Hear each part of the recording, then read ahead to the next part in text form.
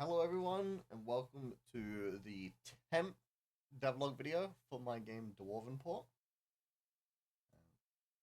What's different now is I've spent the last few weeks completely overhauling the rendering engine that the game is powered on. So visually, nothing's going to look different, but I can explain the differences. So let's go straight into this. So when we compare this to last video, everything visually looks the same. It's still powered by SDL. It's just not using the SDL renderer anymore. So I'm using a library called SDL GPU, which allows me to enable support for shaders. That is what is now powering the day and night. So I can actually pull up the shader code. Something I'm playing around with is having shadows get cast by the sprites on the tiles behind it. It's not working just yet, but the coloring is. So I can change this to be something else. So I can like multiply this by 0.5. If I open this up again, see everything's half the color. So I'm going to just undo that.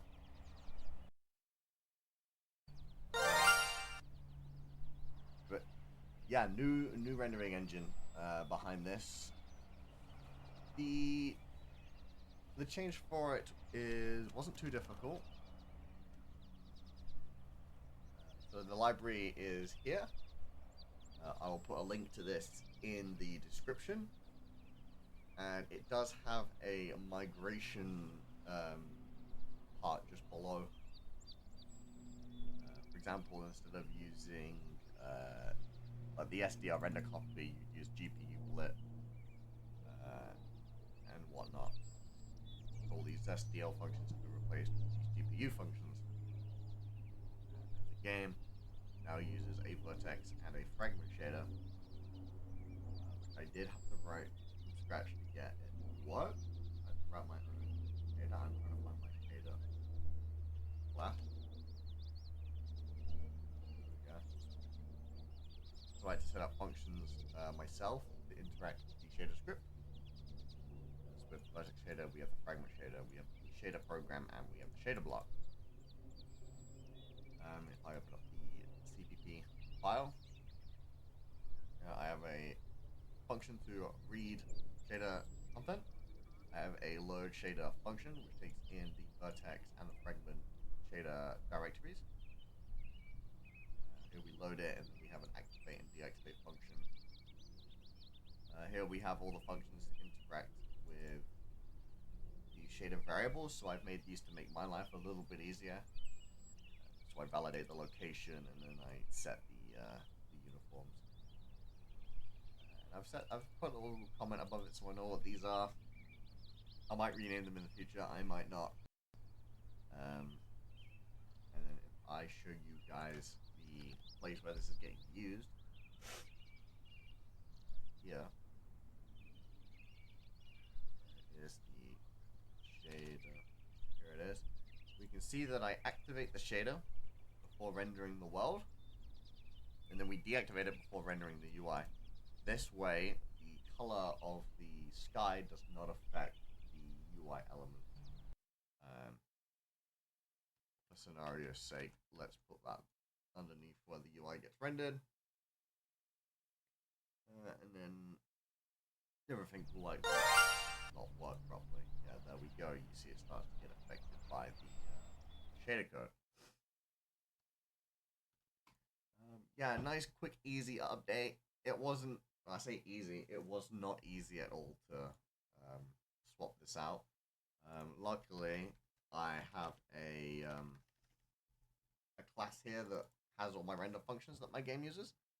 So I didn't have to change too much, but it did take a little bit of fiddling to get it to work. And then I had to rework the VSync functionality. at 60 frames, because if it's higher than 60 frames, everything goes super quickly. Because I haven't hard set a rate yet. So eventually I want to cap everything updating at 60 frames while letting the user have an FPS of 144, preferably. But yeah, it's a nice quick change. I mean, I had to change basically every single entity, every single tile in my game to make it work. I had a few problems with the builder. It wasn't rendering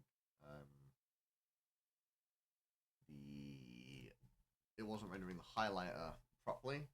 It wasn't showing the visual.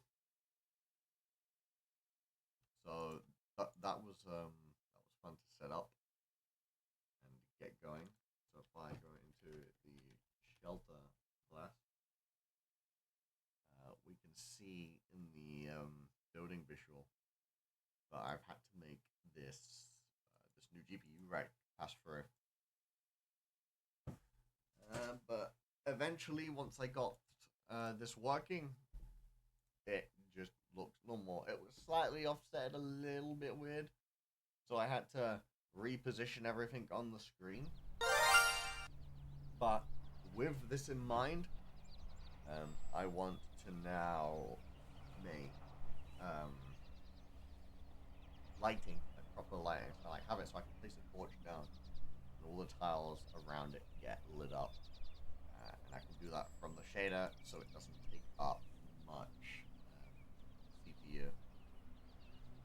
So it's all getting rendered on the GPU. All the graphics are being rendered on the GPU rather than the CPU. And yeah, that just about covers it, really. Now I can focus on what the thing I have next in mind is crafting. So that you can craft like a building to make food, proper system so you can craft the shelter properly, things like that. But yeah, we'll see what happens in the future. And if you enjoyed this video, make sure to leave a like and subscribe because it really helps me out a lot. Nice quick recording this time. All right, thank you. Bye.